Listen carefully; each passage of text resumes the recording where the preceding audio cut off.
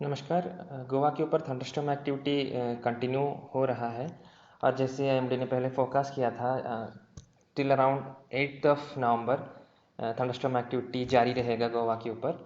और पिछले 24 आवर्स में यानी कि 4th नवंबर को सबसे ज़्यादा रेनफॉल रिपोर्ट किया गया मडगांव से 3 सेंटीमीटर्स ऑफ रेनफॉल।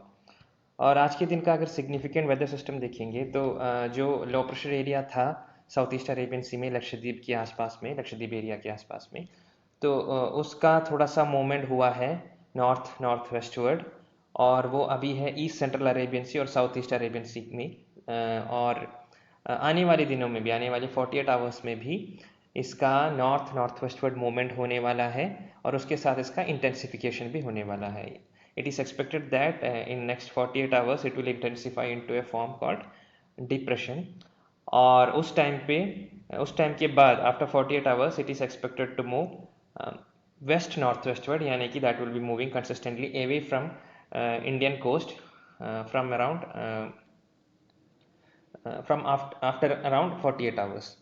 तो fishermen are requested not to venture into sea from 5th November to 9th November from Goa's coast, क्योंकि जो ऑफ कोस्ट जो एरिया है ईस्ट सेंट्रल अरेबियन सी और साउथ ईस्ट अरेबियन सी, वहाँ पे wind speed 40 to 50 kilometres gusting up to 60 kilometres per hour हो सकते हैं। तो इसलिए fisherman are requested not to venture into sea for the coming 4 to 5 days।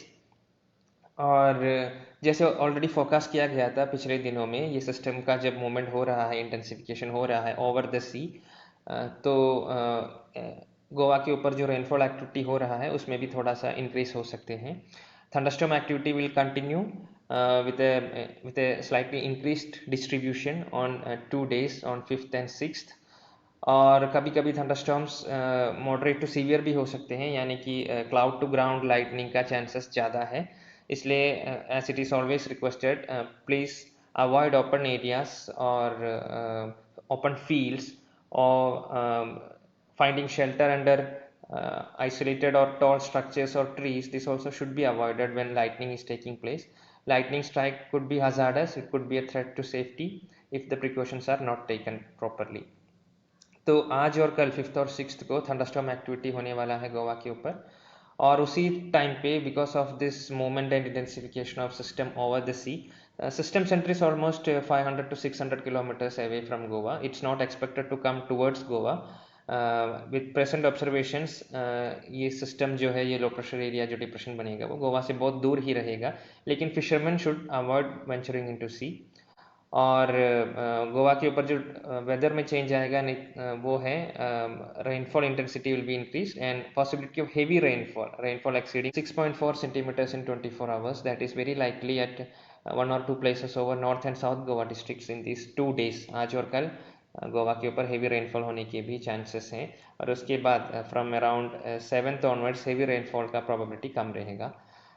It's again requested that please be updated about warnings and forecasts IMD is issuing in these 2 to 3 days। Intensity and distribution of rainfall वो दोनों जो है ये depression के location के ऊपर और उसकी इंटेंसिटी के ऊपर वेरी हो सकते हैं, इसलिए please be regularly updated with the warnings. और थंडरस्टॉर्म एक्टिविटी ऑलरेडी शुरू हुआ है गोवा के ऊपर। As we are speaking in the afternoon of 5th November, we can see there are a lot of thunderstorm clouds over eastern talukas of Goa, Sattari, Sanguem, Dharbandora, Quepem, ये सारे जगह पे already thunderstorm activities taking place. और ये जो क्लाउड्स है westward move होंगे और probably most parts of Goa will receive rainfall thunderstorm activity today also. और उसके साथ ये जो जैसे ये सिस्टम मूव होगा तो पॉसिबल इम्पैक्ट्स ये है कि थंडरस्टॉर्म एक्टिविटी रहेगा तो possibility of cloud to ground lightning is there. और वाटर और इलेक्ट्रिसिटी सर्विसेज में मुश्किल हो सकते हैं, disruption could be there at isolated places because of lightning and thunder showers। और ऑफ कोस्ट wind speed और rough sea will be there, so precautions should be taken। And since the rainfall activity is there, जैसे ही rainfall activity और clouding है afternoon में for around 1 week now, और IMD की extended range forecast ये दिखा रहे हैं कि rainfall activity light to moderate will continue even for the coming week as well. तो क्रॉप्स जो है अफेक्ट होने के चांसेस हैं, एग्रीकल्चरल क्रॉप्स जो है। तो इसलिए जो पॉसिबल इम्पैक्ट्स है और जो भी एक्शन लेना है, ये सब इंफॉर्मेशन IMD ने अपने बुलेटिन में दिया है। ये possible actions and advisories are prepared with the help from ICAR old Goa.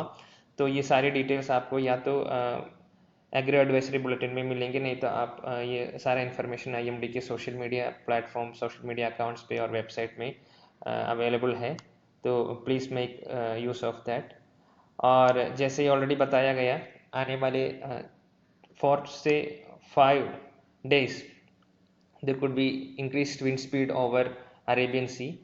So fishermen are requested not to venture into sea for the coming 5 days, 5th of November to 9th of November.